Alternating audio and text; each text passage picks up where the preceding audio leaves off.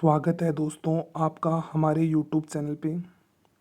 तो दोस्तों मैं आशा करता हूँ कि आपको हमारे वीडियो पसंद आ रहे होंगे। तो आप वीडियो को लाइक ज़रूर करें। अगर आप हमारे चैनल पर नए हो तो चैनल को सब्सक्राइब ज़रूर करें दोस्तों। तो आज आरपीएससी के द्वारा आयोजित 17 अक्टूबर को 2 एग्ज़ाम पेपर हुए हैं, जिसमें फर्स्ट पेपर था जीके का और सेकंड पेपर था सब्जेक्ट का। सब्जेक्ट कौन से का? पॉलिटिकल साइंस, राजनीतिक विज्ञान का पेपर कंप्लीट हो गया है। तो दोस्तों अब हम संभावित कट ऑफ देखते हैं। उससे पहले कुछ चर्चा कर लेते हैं पेपर के लेवल पे।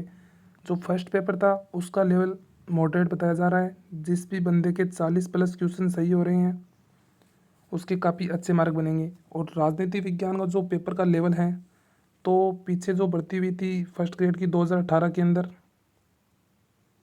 उसके लेवल का पेपर बताया जा रहा है।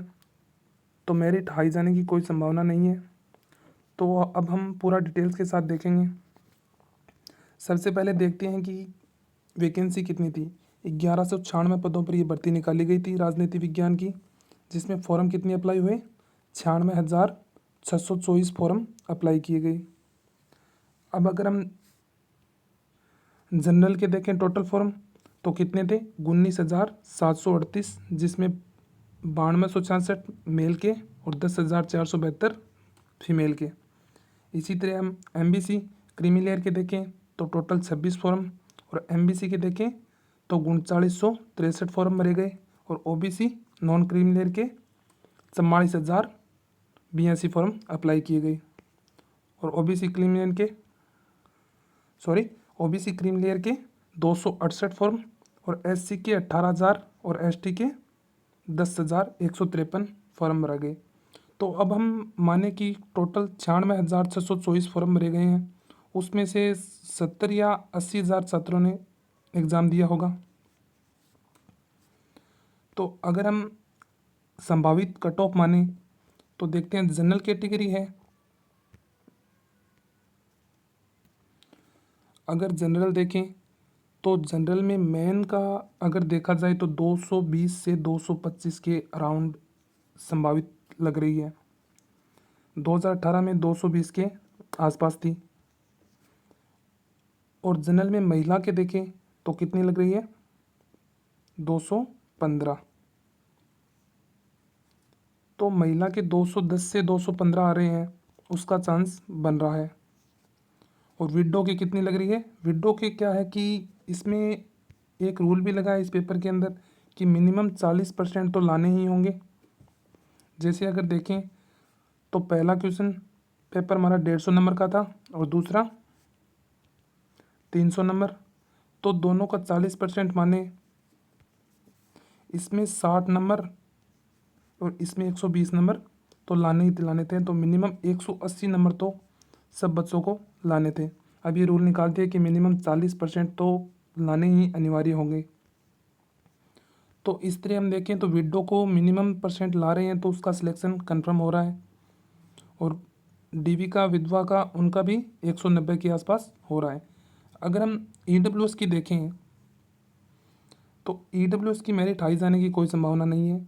अगर मेल की देखें तो 200 से मान सकते हैं हम 205 से 210 बन रहे हैं।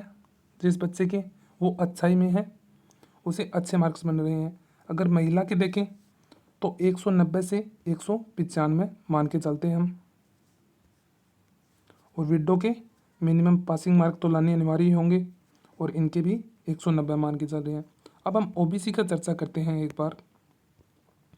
तो हम देखते हैं ओबीसी के फार्म भी ज़्यादा भरे गए थे, 44,000 के आसपास थे। 44,082 फार्म भरे गए थे ओबीसी के। तो टोटल फार्म थे इन्हें 44,000। तो अगर हम देखें कि ओबीसी मेल की मेरिट क्या रह सकती है, ओबीसी मेल की 218 दिखाई गई है। तो मैं आशा करता हूँ कि 215 और 220 के अराउंड ही मेरिट रहने की पूरी संभावना रहेगी। तो जिस भी छात्र के 220 बन रहे हैं वो निश्चित हो जाए, क्योंकि पेपर का लेवल काफ़ी हाई था। तो मैं आशा करूँगा कि 220 से मेरिट हाई नहीं जाएगी। और फीमेल की देखें तो 213, और विडो को तो 40% लाने ही लाने अनिवार्य होंगे। और अगर हम एमबीसी की देखें, एमबीसी की जिस भी छात्र की एमबीसी के अंदर 190 से 200 बन रहे हैं तो वो छात्र संभावित ही उसके अच्छे मार्क्स बन रहे हैं। तो पेपर का लेवल भी तो एक तरह का मैटर करता है ना। तो राजनीति विज्ञान का जो पेपर का लेवल था वो काफ़ी हाई था, इसलिए मेरिट हाई जाने की कोई संभावना रही नहीं रहेगी।